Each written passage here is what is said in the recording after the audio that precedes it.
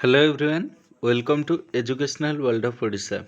So dear students, ଏ video ମାଧ୍ୟମରେ ଆମେ ଜାଣିବାକୁ ପାଇବା ଯଦି ଦଶମରେ ଆପଣ ଗଣିତ ବା ମ୍ୟାଥମେଟିକ୍ସ ସବଜେକ୍ଟ ରଖିନଥିବେ ତାହେଲେ ପ୍ଲସ୍ ଟୁରେ ଆପଣ ସାଇନ୍ସ କିମ୍ବା କମର୍ସ ପଢ଼ିପାରିବେ ନାହିଁ। ତ ନେଇ ଏକ ସୂଚନା ଆସି ବଡ଼ ସୂଚନା ଆସି ପହଞ୍ଚି ତ ଜାଣିବା ସେ ବିଷୟରେ ସମ୍ପୂର୍ଣ୍ଣ ତଥ୍ୟ କ'ଣ ରହିଛି।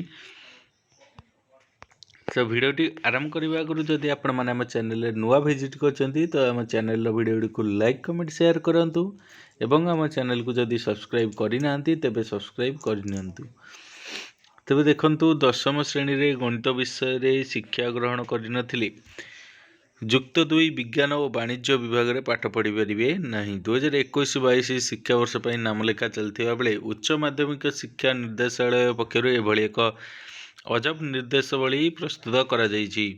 ଏହାଦ୍ୱାରା CHSE CBSE ବୋର୍ଡ଼ ଅଧୀନରେ ଦଶମ ପାସ୍ କରିଥିବା ବହୁ ଛାତ୍ରଛାତ୍ରୀ ଯୁକ୍ତ 2ରେ ନାମଲେଖାରୁ ବଞ୍ଚିତ ହେବାକୁ ଯାଉଛନ୍ତି। ଆଗକୁ କୌଣସି ସୂଚନା ନ ଦେଇ ହଠାତ୍ ଏଭଳି ନିୟମ ପ୍ରଣୟନ କରାଯିବା ଦ୍ୱାରା ଛାତ୍ରଛାତ୍ରୀଙ୍କ ଭବିଷ୍ୟତକୁ ନେଇ ଅନିଶ୍ଚିତତା ଦେଖାଦେଇଛି।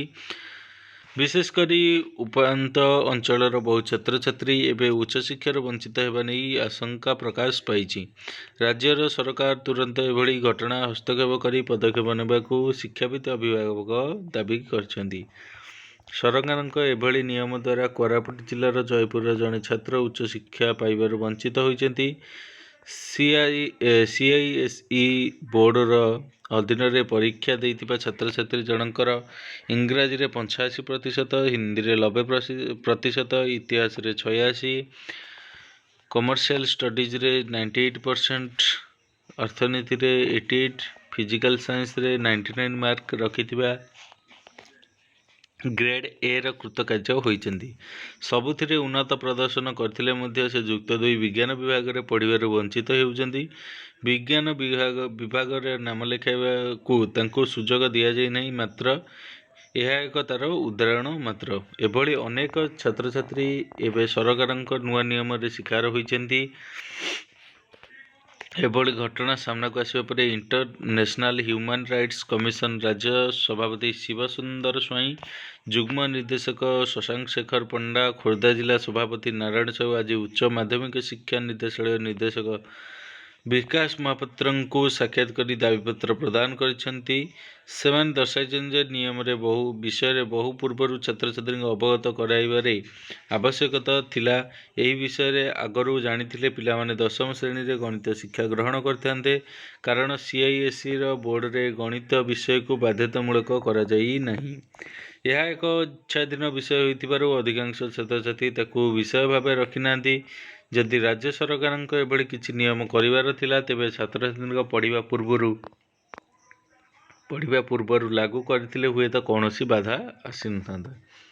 କିନ୍ତୁ ପରୀକ୍ଷାର ଫଳ ବାହାରି ଯୁକ୍ତ 2 ନାମଲେଖା ପାଇଁ ଆବେଦନ ପରେ ନିୟମକୁ ଆଧାର କରି କଲେଜ କର୍ତ୍ତୃପକ୍ଷ ବହୁ ଛାତ୍ରଛାତ୍ରୀଙ୍କ ନାମଲେଖା ବାତିଲ କରୁଛନ୍ତି। ଏହାଦ୍ୱାରା ସେହି ପିଲାଙ୍କ ଭବିଷ୍ୟତ ଅନ୍ଧକାର ମଧ୍ୟକୁ ଠେଲି ହୋଇଯାଉଛି। ଏବେ ପିଲାମାନେ କ'ଣ କରିବେ ବୋଲି ସେମାନେ ପ୍ରଶ୍ନ ଉଠାଇଛନ୍ତି। ଉଚ୍ଚ ମାଧ୍ୟମିକ ଶିକ୍ଷା ନିର୍ଦ୍ଦେଶକ Shri Mohapatra international human rights commissioner ପ୍ରତିନିଧିଙ୍କୁ କହିଛନ୍ତି ଯେ ଉଚ୍ଚସ୍ତରୀୟ କମିଟି ବୈଠକରେ ଏଭଳି ନିୟମ ହୋଇଛି, ଆମେ କିଛି କରିପାରିବୁ ନାହିଁ। ତ ଦେଖନ୍ତୁ, ଆପଣ ଯଦି ଦଶମରେ ମ୍ୟାଥମେଟିକ୍ସ ସବଜେକ୍ଟ ନେଇନଥିବେ ତାହେଲେ ଆପଣଙ୍କୁ ପ୍ଲସ୍ ଟୁରେ ସାଇନ୍ସ କିମ୍ବା କମର୍ସ ପଢ଼ିବାକୁ ମନା। ତ ଦେଖନ୍ତୁ, ଏହା ହେଉଛି ଏକ ବିଶେଷ ଯାହାକି ଗୋଟେ ଆମେ କହିବାକୁ ପାରିବା ଯେ ଗୋଟେ ନ୍ୟୁଜ୍, ଯାହାକି ଯେଉଁମାନେ ଦଶମ ଶ୍ରେଣୀରେ ମ୍ୟାଥମେଟିକ୍ସକୁ ନେଇନଥିବେ ସେମାନେ ପ୍ଲସ୍ ଟୁରେ ସାଇନ୍ସ କମର୍ସ ପଢ଼ିପାରିବେ ନାହିଁ। ତ ଏହା ଥିଲା ସମ୍ପୂର୍ଣ୍ଣ ତଥ୍ୟ। ଭିଡ଼ିଓଟି ଭଲ ଲାଗିଥିଲେ ଭିଡ଼ିଓକୁ ଲାଇକ୍ କମେଣ୍ଟ ସେୟାର କରନ୍ତୁ ଏବଂ ଆମ ଚ୍ୟାନେଲକୁ ଯଦି ସବସ୍କ୍ରାଇବ୍ କରିନାହାନ୍ତି ତେବେ ସବସ୍କ୍ରାଇବ୍ କରିନିଅନ୍ତୁ। ପାଖରେ ଥିବା ବେଲ୍ ଆଇକନ୍ ଦବାଇ ଅଲ୍ ନୋଟିଫିକେସନ୍ ଅନ୍ କରିଦିଅନ୍ତୁ।